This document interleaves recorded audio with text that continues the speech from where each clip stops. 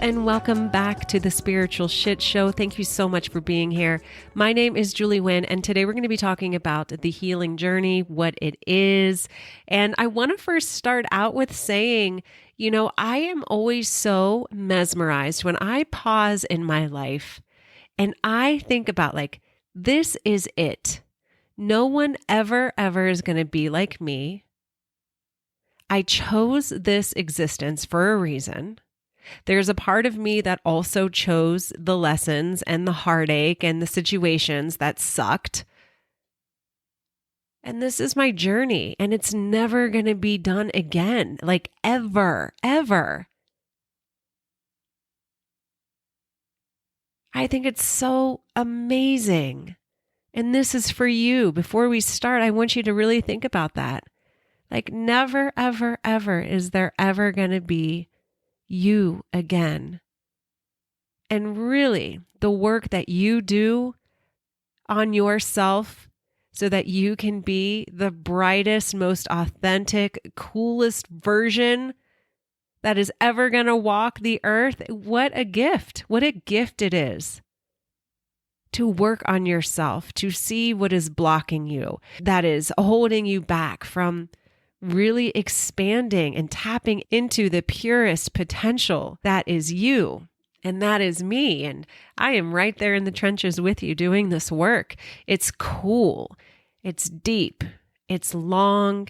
And it is something that is when you do your work, it is work that literally is going to be a lifetime of work, of curiosity, of deep diving, of exploring. And I just think it's what better way to get to know life than to get to know yourself. So I hesitate in the term healing because it's not really you're broken. I think the adventure is to see how whole you are, to see the power and awaken to the power that is within you, that is also within me. And for myself, I can see how much of my life has been held in a pattern of fear or believing, these false things that I've heard or I've been told about myself, and, or how these parts of myself have stepped in to protect me, to keep me safe, but also have limited me in many ways. So I'm going to pause there because you may or may not know what the hell I'm talking about. The point being is the healing journey is really just the curiosity and the work that needs to be done so you can see how whole and incredible you are. I'm not going to lie about this next part. I really wish that I could be like one of those spiritual gurus like Eckhart Tolle, who was really low in his life and then fell asleep on a park bench and woke up enlightened. I've prayed for that, but for whatever reason, I am meant to be in my awakening journey and share the experience with others, one step at a time. And I do also say I approach every spiritual lesson, I do so kicking and screaming with loads of resistance. But anyway, when we think of healing, we have to know that it's not a one and done thing, and which is what I've prayed for, that we wake up just healed and happy and free. But the healing journey it's a spiral. It's a dance. It's a sacred unfolding. It's full of breakthroughs, setbacks, ugly cries, moments of deep clarity, and times when you wonder if you've made any progress at all. It takes time. It takes time. So if you are on your healing journey or, awakening journey, whether you're recovering from trauma, working through emotional wounds, or stepping into a more authentic version of yourself, this episode is for you. We're going to talk about what healing really looks like, why it's not always pretty, and how to navigate this path with more grace, patience, support, compassion, love, and trust. And if you are listening to this, I am applauding you for saying yes to doing this work. I know a lot of people who I can see the writings on the wall so clearly. And I'm like, oh my God, if you just did your work, if you just kind of looked into this aspect of your life, like it would be so much better. But I get it. It's hard. You don't want to drudge up things from the past. But, the more I do it, and I'm currently also in a somatic therapy course as well, I swear we pass it, anything that we do not heal or look at, we just pass it along to the next generation, to our kids. Like, this is the way energy works. And I'll get into that more later, but I just applaud you if you're listening to this and getting curious about, wanting to kind of clean your own internal house a little bit. Not everybody says yes to it. Not everybody wants to do self-reflection. It's not fun. Nobody wants to look at their shit, but I'm telling you, it is so important. So, what is the healing journey? It's not about fixing what is broken. And this is the hardest part. When we approach healing or therapy like something's wrong, it brings in a bunch of shame. And I want us to know that this whole journey, this adventure, it's about returning to your wholeness. It's about you learning how to love yourself and to truly embrace what we started with, which is the fact that never again will there ever be you. I said in the last podcast what came in for me in meditation, which is life. Life is the ultimate gift, and what you do with it is up to you. I am 46 years old, and I am now, just now, all these years later, learning what it feels like to be myself without the old stories and the traumas and all of that. And it's taken me a long time to get here. And it feels really, really good. But it has been a lot of hard work, tears, patience, self-forgiveness, all the things. The healing journey, it's the process of unlearning, remembering, and reclaiming who you are beneath conditioning, trauma, and fear. The healing journey is both internal, so it's emotional and mental and spiritual, and it's also external. It's shifts in relationships. That's a hard one. When we begin to shift, our relationships begin to shift, and that's just the part of it. Career shifts, yep. Check that off my list. And lifestyle. So, and I think the external shifts that occur, I think that's why people are hesitant to do this type of stuff, because it's scary. If I really work on myself, or I really say yes to my life in big ways, it does impact the people around you. And, sometimes people don't want to shake the foundation. But in my sessions that I do with people in one-on-one soul sessions, it's like once one awakens, it gives permission for everybody else to do it too. It's really cool. And on a side note, obviously, I'm passionate about this because I remember having a conversation with my husband one time, and he was annoyed with me. And he was like, when is your healing going to be done? Like, how much is too much? And I was like, good question. And I don't think ever. And then I felt like I was too much. And then he gets into therapy. And now he's probably going to therapy more than I ever have in my entire life, which actually that's a true fact. But I was doing my work, and it forced him to really take a look at some of his stuff as well, and it's valid. His stuff is valid. Doing the work. And when you do it for yourself, it may be annoying for those around you, but I promise you, it's helping others to awake. When you shine brighter, you are forcing other people, or not. You are inspiring other people to want to shine brighter too, and it all just increases our capacity and ability to love. So anyway, I want you to think of healing like peeling an onion. This is also deep diving into spirituality. It's layer after layer. But in the healing process, when you release something. It brings you closer to the core of yourself. And just like an onion, when you peel back the layers, sometimes it brings tears. So why does healing feel hard? And how come a lot of us just don't want to do it? And again, I get it. I probably wouldn't have either if I wasn't forced into it, to be honest. And plus, at the time when I was being forced into healing, I didn't understand. I was going to a demonstration in an empty chair or a 2-chair method. And this is before my life kind of flipped upside down. And I was interested in the work, but I didn't understand it 100%.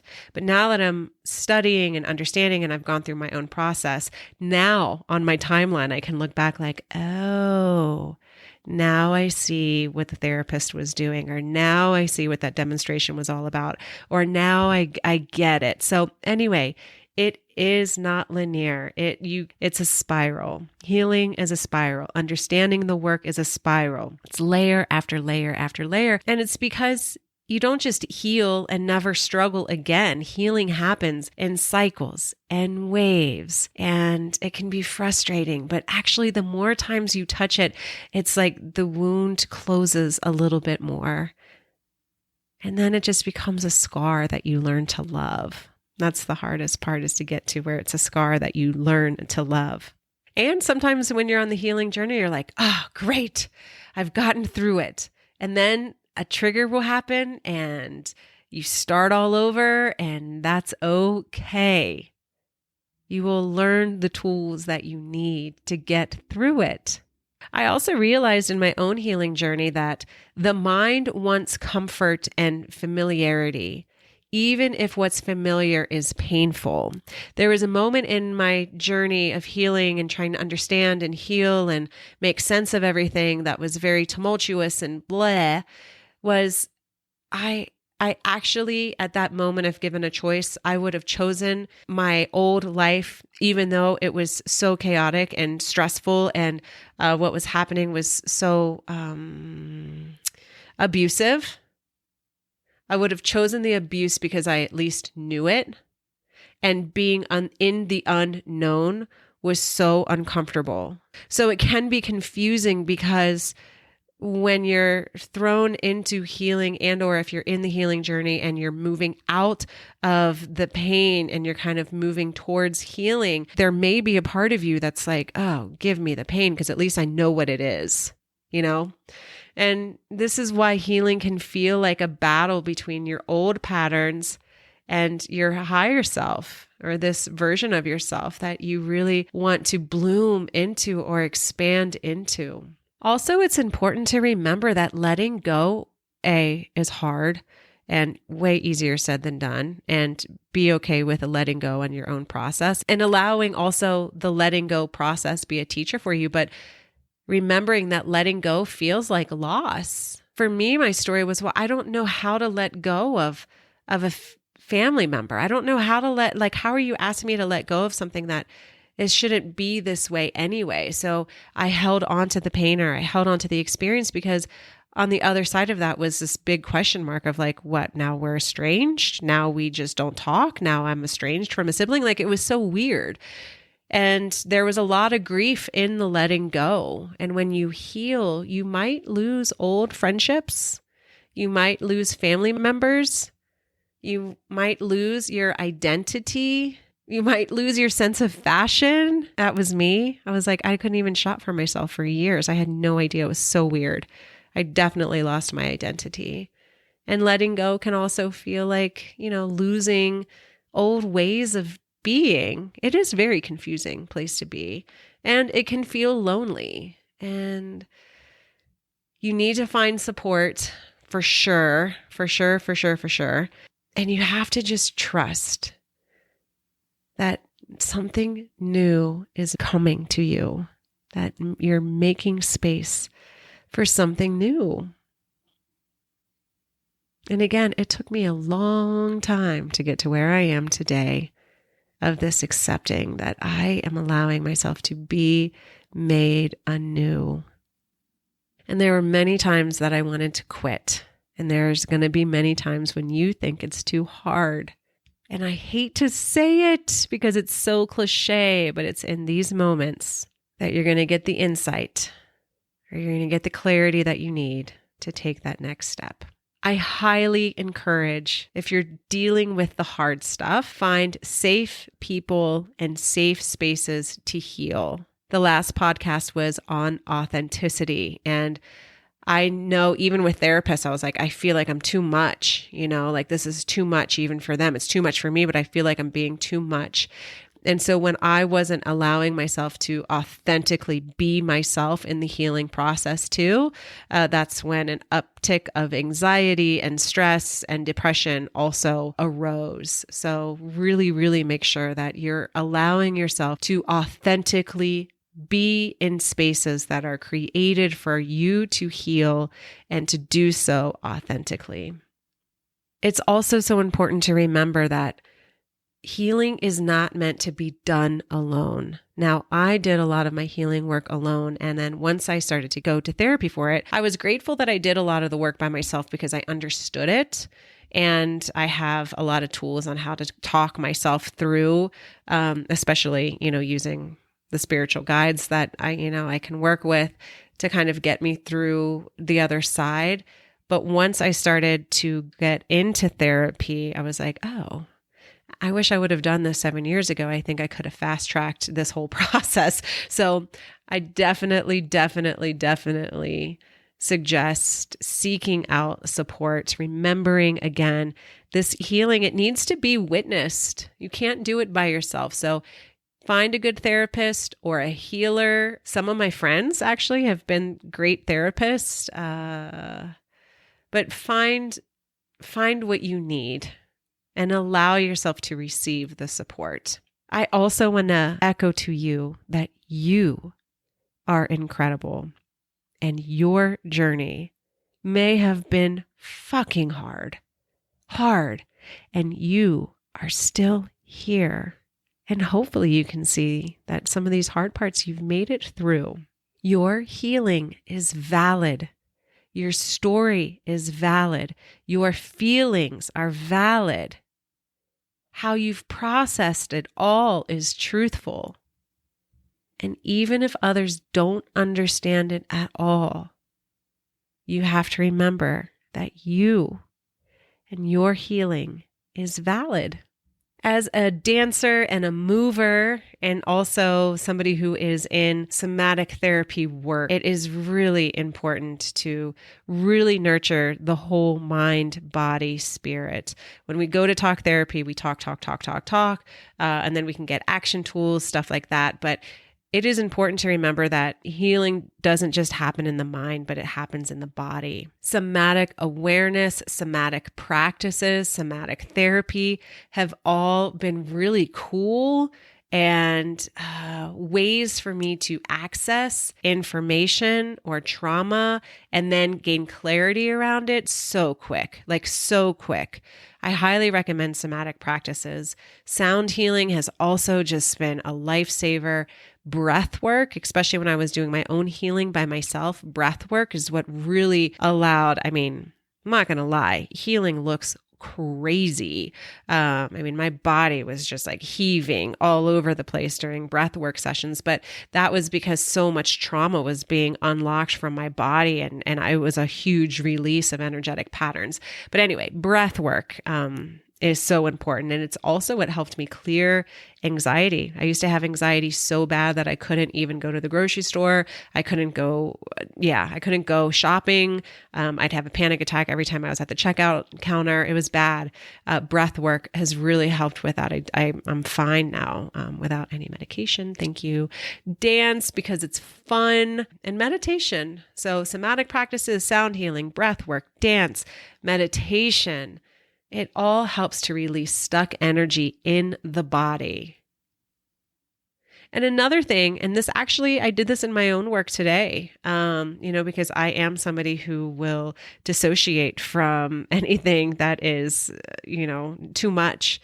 And so in my healing work that I was doing today, it was learning how to just sit with it, sit with the discomfort. So instead of running from the pain or trying to understand it or trying to heal it or trying to let it go or. A really beautiful practice is learning how to compassionately sit with it. Sit with it, breathe through it, and let it be a teacher. Sometimes when we're holding on to things and we can't seem to get rid of it, whether the feeling of trauma or the rumble that it holds in our bodies or the discomfort or the anxiety that it brings, sometimes it's with us because it has a lesson for us. It's a teacher. So you can ask, especially with a therapist, what is this pain trying to show me? What's the lesson in it? And then it's always, always, always a good reminder to remember that healing happens in layers. And even when it feels slow or you can be annoyed with yourself, like, why can't I get through this quick enough? Why is this still such an issue for me? Or why, do I continue to ruminate on this? Or why can't I let it go? That I want you to remember that even when it feels slow, that you are still moving forward. Celebrate the small wins. Each shift, no matter how small, each release that brings clarity or moments of feeling lighter, it is all a victory. Your healing journey is sacred, and it's not about becoming someone new. It's about coming home to yourself.